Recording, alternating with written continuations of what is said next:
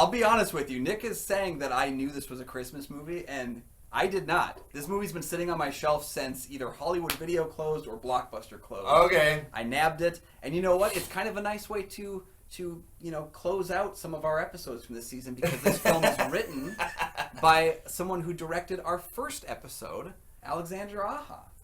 Oh. Who did Crawl, which was our very first episode long ago. He wrote this movie. Yeah. So, you know what? It's Christmas, dang it. And here's your gift, P2.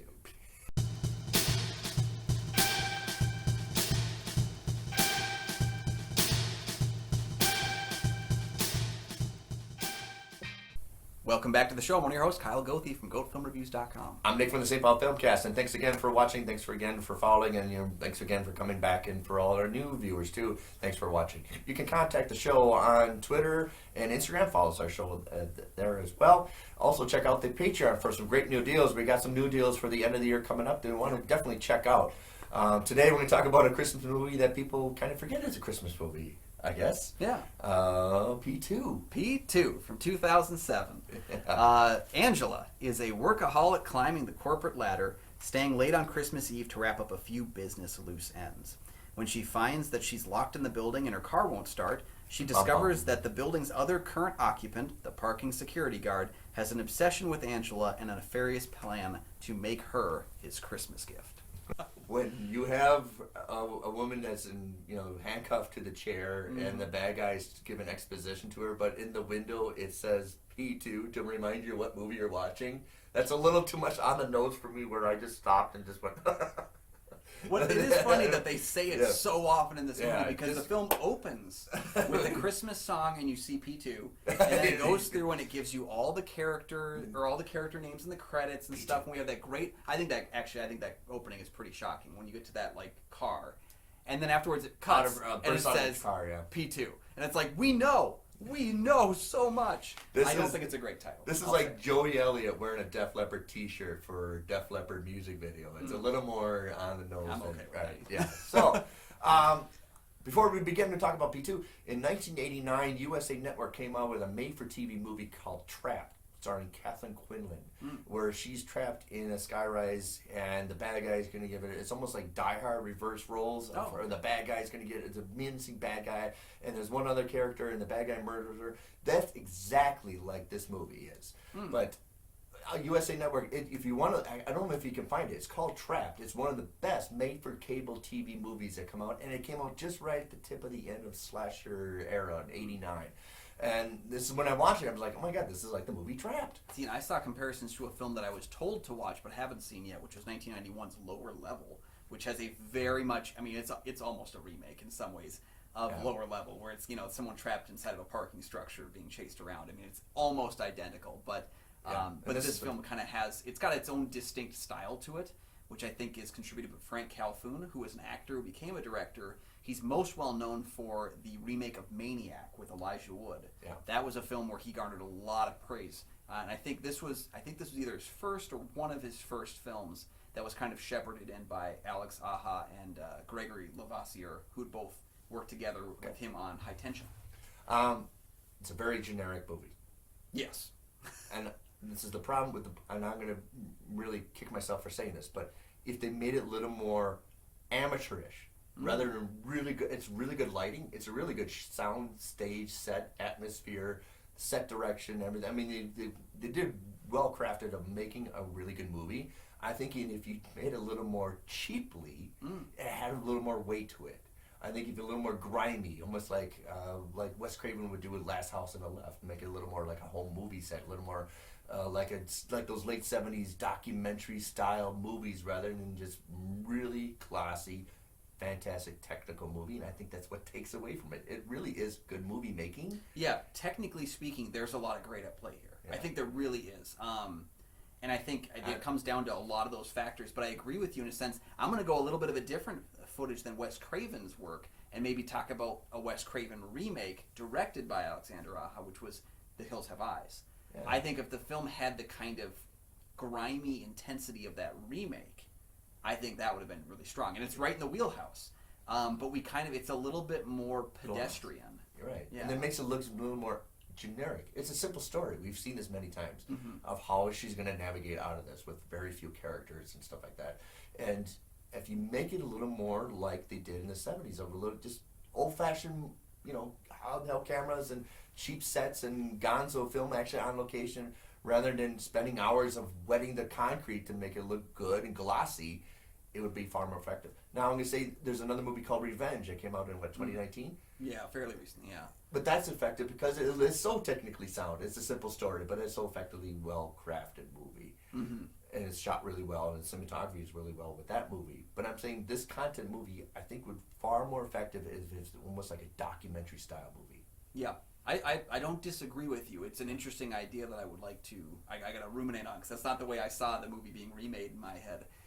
But I feel like this film, whenever it sticks to what we expect, it loses me. Yeah. But there are a few moments where it surprised me, and this is a slight spoiler, but I didn't think we were going to see Mr. Harper show back up, the guy who had kind of assaulted her at the Christmas party. Right. I thought that was just something quick that had happened that was just going to help us outline her character. Yes. And how she responded and how she kind of knew that she's in this corporate climbing ladder and she can't afford to push back at him for being a jerk. She accepts his apology and she moves on. I thought that was going to be a character moment for her. When he shows up in the garage again, I was like, oh no. And I thought that sequence was really great. Because it showcased her character, it showcased Angela, played by Rachel Nichols, it showcased Wes Bentley's Thomas.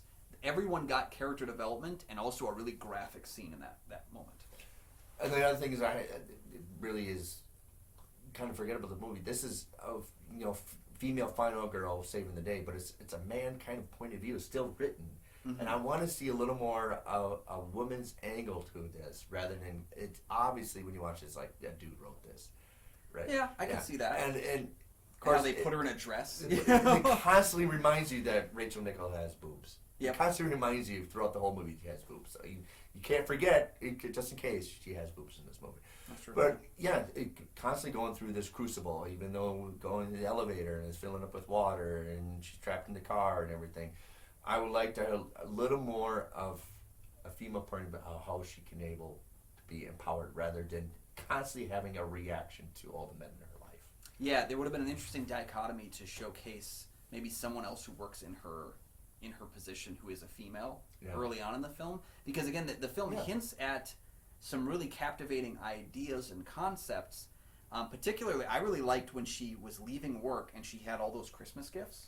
Yeah. I wish the film had spent a little bit more time building tension when she gets downstairs, because she's she kind of drops off all then of we her could all gifts relate to early that on. of overbearing stuff. Right? Yeah, the idea that she's just trying to get home for Christmas, and then she loses those items pretty early on. I would have liked to have seen her have that for the first half hour of the movie. Her carrying out this giant bear and this gifts and stuff like that. You and I wrote it. I would say something in those items would help her escape. Yeah. Something very silly. Something stupid, maybe a gag gift, if you will. Like something would able to her navigate her escape was something that she carried into her. But right, if you wrote it, it's almost like a metaphor. Everything is so overbearing in her life, and she's not paying attention to her environment. Mm-hmm. But the problem with the movie is all her things is a reaction to what she has to encounter. She's never really able to do a decision by herself. And everything is like a guy coming to her, giving her apologies, she's like, yeah, I get it. So when you write things, you don't make sure your character is not constantly just doing a reaction, just a vessel to receive all the input. Yeah. Again, the moments where it surprised me and shocked me were things like the police arriving to check. I thought that was a great tension-filled moment. It was, right. There was just all these pockets in between where the movie does. Again, I actually really like that elevator scene. I don't know if it's real. I don't know if that could happen. I don't understand the logistics of it. Maybe it could, maybe it couldn't. But the idea that she's in the elevator and you're like, oh, she's safe, this is fine, and then he finds a way to take advantage of that. That was really cool to me. Mm-hmm. But I think because we lose some of the character that she could have, we lose that with Thomas as well. Because security guard, Thomas, I want to find out what the hell is his motivation? Not anything. He is so willing to I don't care if this night ends with me being punished, me being dead, with me being Right. arrested, because he literally, like, everything is captured on film. Everything he's doing. Like, there's no way he's getting out of this night. So he's got nothing to lose. That the moment entices he me. gets If somebody doesn't care about the consequences, I'm still going to do this. Yeah, so I kind of wanted to see maybe a few scenes with him early on. Did he lose his job? Was he getting laid off after the holidays? Maybe? Right. Was this his last night here? I want to see more about Thomas. And again, Wes Bentley is capable of portraying these really He's so layered characters. Right casting for this. Yeah. But right, I don't get his motivation because even though there's a point where she gets out, he's so mad at her he's going to kill her. It's like, wait, we just eliminated the whole motivation for him. Mm-hmm. That we understand, bad guys aren't bad all the time. That he has this delusion that if you just listen to me for 5 seconds, you're going to fall in love with me, which doesn't really work that way. But when she goes against him, and now he's just going to go on a manic, psychopathic rage against her, well, then you lose me on the entire motivation of this character, rather just being a bad guy to be a bad guy. I don't hate his reasoning, but it kind of feels like if someone gives you, but it's kind of like starting with Play-Doh. Like, I've got Play-Doh in my hands. It's solid enough reasoning for this ball of Play-Doh, but it's going to be better if I mold the Play-Doh into something. Right. Take that reasoning and expand on it. I don't hate the reasoning he has for it, but give us reason to believe that why he believes that. Right, because he killed that one guy because he was so bad at her. Right? Yeah. Well, now I'm going to kill you because you did bad to me. That doesn't make sense. But I like that he's so many men in these stories about, like, them taking advantage of women, of them doing horrible things to women. So many of this men on women violence seems to be hypocritical, where it's like, well, everybody else is the bad guy. I'm protecting her. I understand the hypocritical. And that's what I really like. If we, again, expanded on why, like, his inability to see what he's doing to her. And how he is the biggest problem, because she, this guy, for the wrongness that he did, and he did wrong at the Christmas party, assaulting her, she turned him down, and he, like, tried to, like, lunge at her, and it's like he apologized, and she accepted the apology. He did the man thing to do, which was, I'm really sorry for what I did, and she took that, whereas he's being punished now because that guy Thomas can't see his ability to learn. And I think, like, man, you really could have done something with that. Well, something when I'm trying to explain, and we took the scenic route for it, but the reason why he would get upset is you're breaking up the delusion. Yeah, exactly. Yeah. And she broke up the delusion. I hate you or repulse it. Well, now I'm going to kill you. I would understand he would be broke down, be mad at himself, and almost rage himself, and try to almost start it up again. You don't understand. I'm doing this all for you because I love you. He does break the illusion a little quicker than he should. Right. And that's why, again, just if we focused on different things in this 98 minutes, I think we could have done that. And because the film is about close to 100 minutes long, if this was 80 minutes, if this was a real tight little thriller, I think I could overlook some of those flaws because it's all in the ability to, like, get the pacing up to, like, breakneck speed. I could overlook some of those issues for the experience of having a fast-paced little thriller. Yep. But because it's 100 minutes, you feel like we've got time. We can explore this a little bit more. Yeah. Instead of the tedious of, start your car and I fooled you. Yeah. And then the whole dinner scene of she finally waking up. That's a great time to explain your character rather than just having dialogue for dialogue's sake. That's a great time to explain your motivations. And the movie doesn't really explain wholeheartedly his motivations other than he's just now obsessed with her. Yeah. Or why did he got the job? Maybe he got the job just to be close to her, something like we did with the movie Unsane. We just, all of a sudden, he's the security guard that's a manic.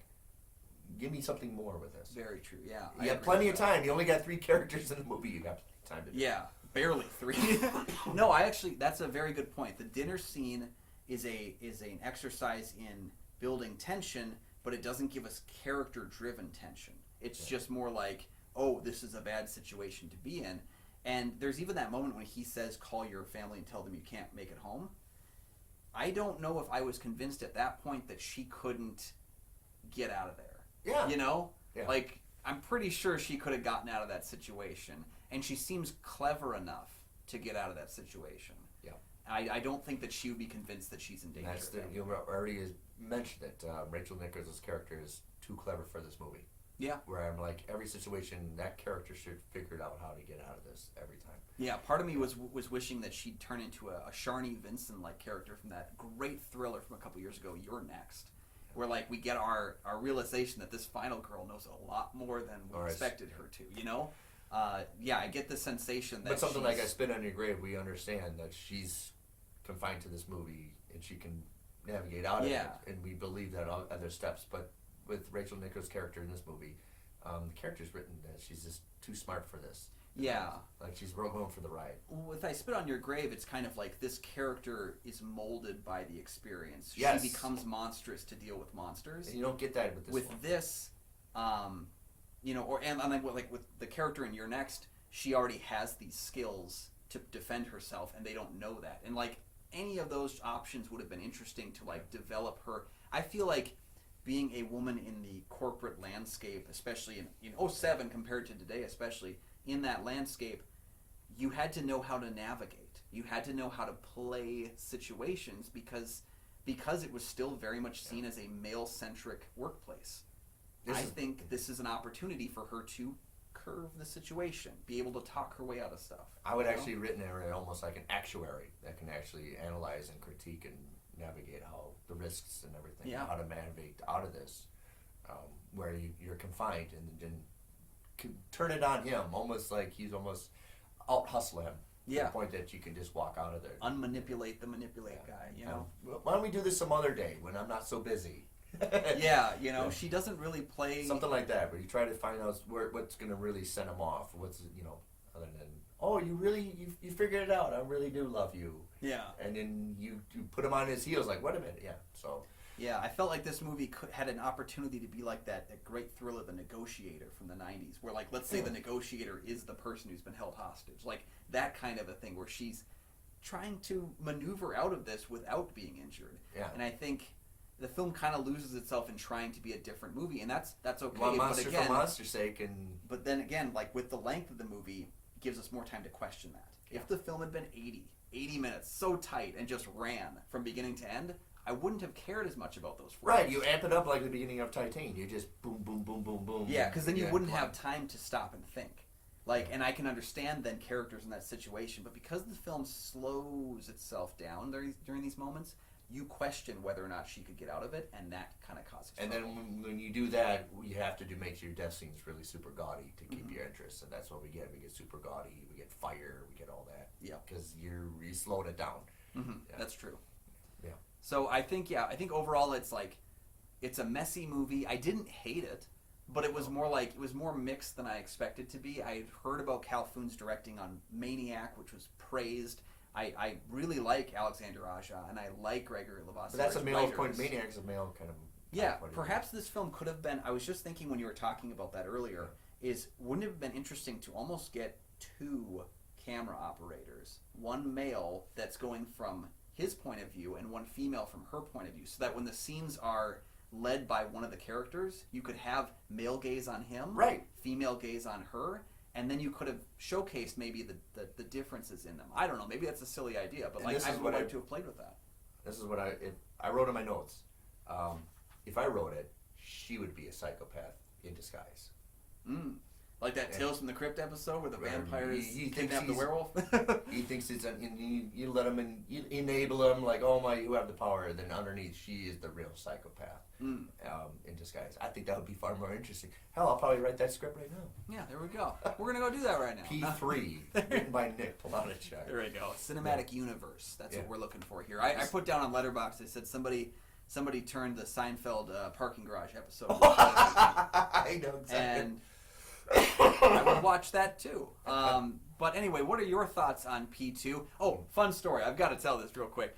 So in Spain, the film was released as Parking 2 because P2 sounds a lot like one of the Spanish words for farts.